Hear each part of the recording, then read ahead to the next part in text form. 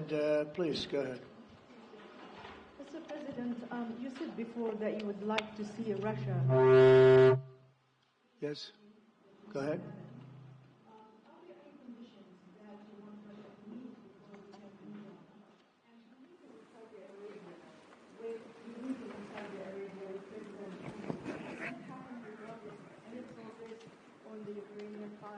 Yeah, I think the meeting in Saudi Arabia was a fantastic one.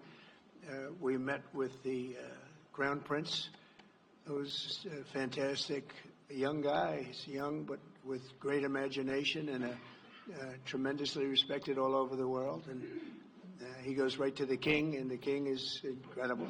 Gotten to be friends with both of them very much, and they want to see this ended, and they're going all out to make sure that it is ended.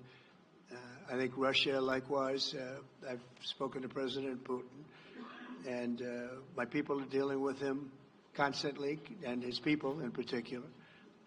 And they want to do something. I mean, that's what I do. I do deals. My whole life is deals. That's all I know is deals. And I know when somebody wants to make it and when somebody doesn't. I will say this, before I came here, there was no communication with Russia whatsoever, and Russia wasn't answering calls. They were not talking to anybody. They wouldn't talk to anybody, and people sort of accepted that as being that they want to go forward and just keep going without stop. But when I got here, one of the first calls I made was to President Putin, and we were treated with great respect, and they want to end this war. So that's a big thing, because I didn't know if I could say that, but it's a big thing. They want to do it, and the group in the front row that I introduced, they're all very active in it, and we're working on deals right now, transactions right now, and in particular, the big one is to get the war stopped, whether it's ceasefire or direct to an agreement. I'd like to go directly to an agreement, but ceasefire will always happen a little bit quicker, and every day you're saving thousands, or at least hundreds, but thousands in some cases lives, so we want to see if we can get that done very quickly. Yes, for the President, please. Thank you. I'm a correspondent based in Paris. Question for both of you, actually. Mr. Macron, you were one of the last Western leaders to speak to Putin before Ukraine's invasion. What advice, what recommendation could you make to President Trump to make sure that this time you can get strong enough guarantees, from Putin to get a peace deal that lasts this time? And Mr. President Trump, what makes you think you can trust Putin in those negotiations? Thank you.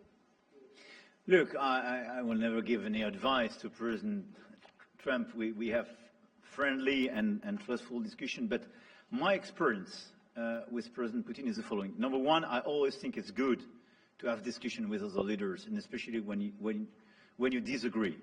I stopped my discussion with President Putin after Bucha and the war crimes, because I considered that, we had nothing to get from him in the time. Now there is a big change, because there is a new U.S. administration, so this is a new context. So there is good reason for President Trump to re-engage with President Putin. But my experience is the following, and I shared it with President Trump and the team. In 2014, our predecessors negotiated peace with President Putin. But because of the lack of guarantees, and especially security guarantees, President Putin violated this peace.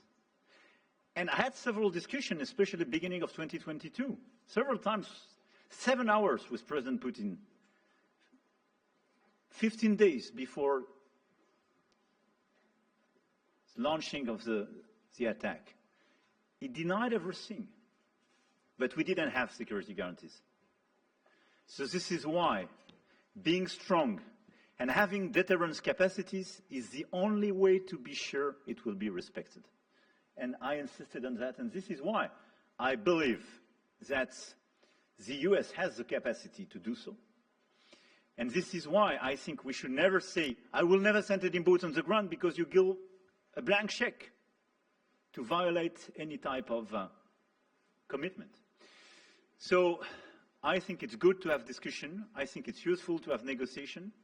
I think it's super important to go to the peace, but my strong point was to say, let's try to get something first which can be assessed, checked and verified, and let's be sure that we build sufficient guarantees in the short run, and this is where we are ready to be engaged.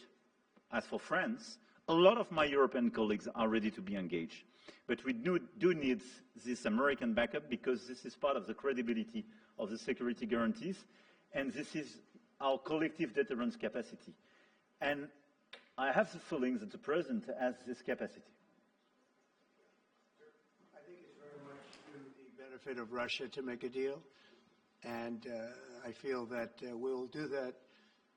It is what it is. Again, it's a war that should have never been started. It's a war that would not have been started if I were president, but it did start, and it's at a terrible level where cities are burned down and shot down to the ground. It looks like demolition sites, a whole big pile of demolition sites, and we got to get it stopped. Too many people, too much agony. The whole culture is destroyed when you rip down some of those ancient, really ancient or near ancient buildings. It's so sad to see, but I think it's very much to the benefit of this tremendous distrust on both sides.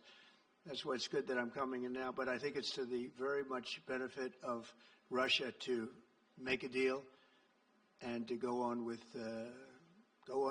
leading Russia in a very positive way. That's what you have to do. But I really believe that he wants to make a deal. Maybe wrong, but I believe he wants to make a deal.